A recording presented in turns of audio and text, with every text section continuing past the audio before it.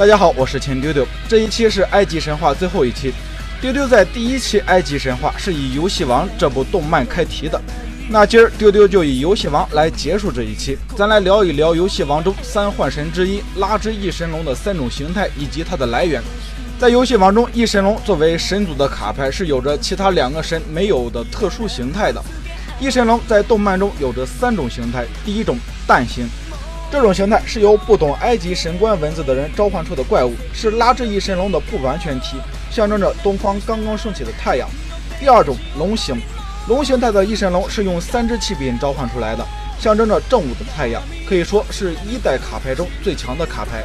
第三种是不死鸟形态，这种形态是用死者苏生特殊召唤而出的，可以支付1000生命值来使拉之翼神龙变成不死鸟。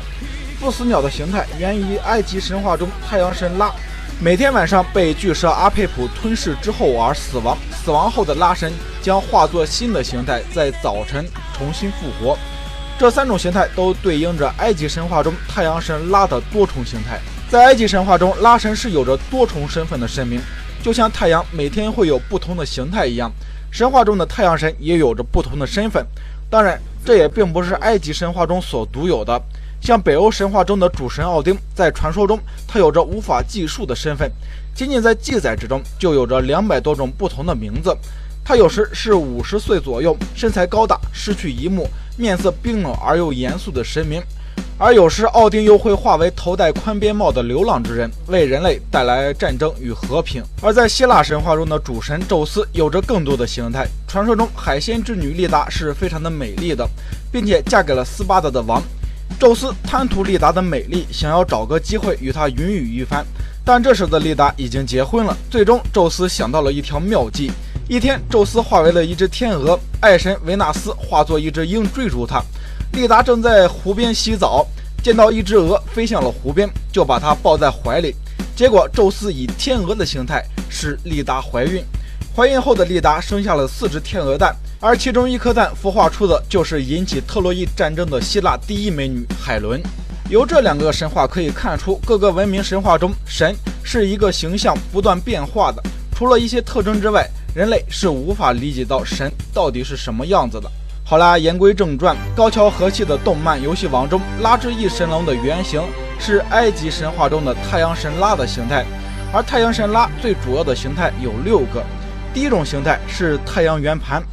在埃及亡灵书中经常会看到太阳神描绘成圆盘的符号，这种符号是太阳神最为简单也最为形象的表现，象征着上升的太阳。第二种形态圣甲虫凯布利拉，圣甲虫的原型是枪狼虫，枪狼虫会将动物排泄的粪便滚成球状，然后在粪球中产卵，当卵孵化之后就会在粪球中爬出，然后新孵化出的枪狼虫会继续收集粪便滚成球状，在里面产卵，从而达到了一个循环。埃及人观察到了这一规律特点，认为这是太阳的一种形态，一种由生到死再到生的循环，于是就演化出了太阳神的另一个分身圣甲虫。圣甲虫形态的太阳神名叫凯布利，象征着永恒的再生能力。一般凯布利会以甲虫的形式出现，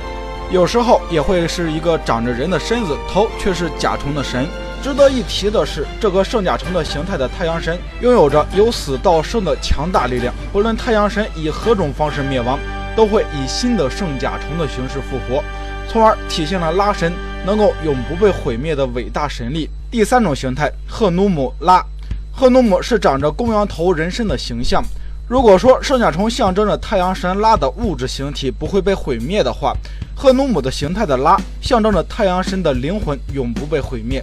在埃及神话中，赫努姆是拉神的灵魂形态。当太阳神结束一天的旅程，大地重归于黑暗的时候，拉神会驾着太阳神船穿过黑暗混乱的地下世界冥界。进入冥界的拉神会改变自己的物质形态，成为长着羊头的赫努姆。赫努姆是拉神在创世时所用到的形态之一，是拥有着强大创造力的形态，同时他还是当时的丰饶之神。赫努姆形态下的太阳神拉拥有着温柔的一面，他在创造世间一切的同时，给予所创造出的生物丰饶与生长的能力。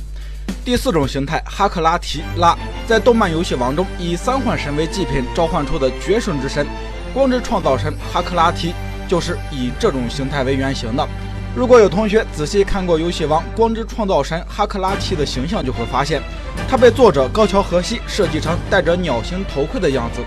而在古代埃及神话中的哈克拉提是长着猎鹰头颅的神明。哈克拉提是中午的太阳，象征着热烈的阳光，是太阳神拉最为强大的时刻。所以在这几个太阳神的形态之中，哈克拉提是最为好战，也是最为强大的一种形态。凡是胆敢在这一时刻触怒太阳神，必然会被热烈的阳光燃烧成灰烬。值得一说的是，哈克拉提的鹰头人身的形态与赫鲁斯的形态很像，这大概就是拉神在对待战争之神赛特与天空之神赫鲁斯80年战争时，虽然没有直接干预战争，却救活天空之神赫鲁斯好几次的原因。以前节目中有的同学推测天空神赫鲁斯是太阳神拉与魔法女神伊西斯的孩子，毕竟伊西斯女神怀孕的时候，她的丈夫冥王欧西里斯是缺少生殖器的。但其实丢丢觉得大可放心了，天空之神赫鲁斯的确是冥神欧西里斯的孩子。根据神话传说来推测的话，这一切都是在魔法女神伊西斯的策划之中。当年魔法女神伊西斯用计策得到了拉神的名字，获得了宇宙本源的力量。但伊西斯女神也是知道，即使是拥有着宇宙本源的强大力量，也无法完全掌握这个力量。毕竟魔法女神伊西斯是被拉神创造出来的，在本质设定与属性上是无法完全承载这股力量的。于是伊西斯女神就结合冥神欧西里斯的力量，使自己孕育出了以天空为神格的赫鲁斯。毕竟只有天空才能驾驭宇宙本质的力量。后来天空神赫鲁斯在战争中之所以能够打败战争神赛特，很大程度上是利用了这股力量。毕竟战争神赛特本身的神格与设定是不会被打败的。赫鲁斯最后打败了战争神赛特，基本上是运用了超过创造赛特设定的力量。第5种形态阿顿拉。阿顿是太阳神拉比较简单的化身之一，形象在以前我们也讲过，是一个发射着光线的星球，在光线的末端是人手。在一开始，阿顿神只是一个小规模的崇拜，到了法老王阿肯纳顿时期，发展成了主神崇拜，并成为了太阳神拉的一个分身。而太阳神拉的最后一个化身，也就是众神之王阿蒙拉。阿蒙作为拉的最重要的一个化身，是拉神以众神之王的姿态展现在人与神的面前的。阿蒙形态的拉是头戴双羽冠的英俊男子的形象出现的。一旦拉神以这种形态出现，世间的万物都要向拉神膜拜，没有人能够逃脱阿蒙拉那无与伦比的王者气质，所有的人都真心的拜服，就像人口渴时要喝水，悲伤时要哭泣一样。面对阿蒙拉的时候，所有的人与神的心中都充满了崇敬。阿蒙神在埃及被称作法老王的父亲。虽然阿蒙神是以众神之王的尊贵形态出现的，但阿蒙神具有的能力却并没有太多的提及，只记载了阿蒙神被视作隐藏的力量。好了，到此埃及主神太阳神拉的6种主要形态就已经介绍完了。其实对于古埃及人来说，没有任何的神和人见过太阳神拉真正的样子。在传说中，太阳神拉的儿子月神孔斯请求拉神让他见一见真正的面目。拉神不忍心拒绝自己儿子的请求，于是答应了月神孔斯。拉神用一头公羊的头和皮将自己包裹了起来，在自己的儿子孔斯面前以自己真正的样子出现。但结果月神孔斯无法理解拉神真正的样子，只能够看到山羊的头与皮，于是太阳神拉就有了长着公羊头的赫努姆这一形象。归根到底，拉神到底是什么？到底叫什么？到底是个什么样子？即使是最古老的神也无法理解与见到，似乎拉神是不可以去思考、不可以去议论的一样。丢丢以前听说过这样一个想法，如果以我们的智慧去推测神到底是个什么样子，我们会得到一个什么样的结果呢？神也许就是一团光，一团由神经元一样组成的光。在我们已知的宇宙中，光是最快的东西，而神就是一团有思想的光。也许这团光是其他有形体的生物通过科技进化而来的。这团光可以以光速运转着，它1秒钟的思想可以承包整个地球现存所有的硬盘之类的储存器。神不会与低级文明交流，因为它一瞬间的思想，低级文明就需要几百年甚至几千年的时间去解读。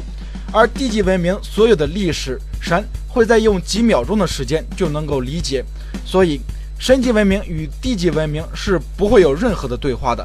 同时，神作为一团光也是极为脆弱的，它们必须在恒压的状态下才不至于消散，而太阳系的恒星太阳就是一个很好的居住地。神会以光的形式居住在太阳的核心，思考宇宙的本质到底是什么。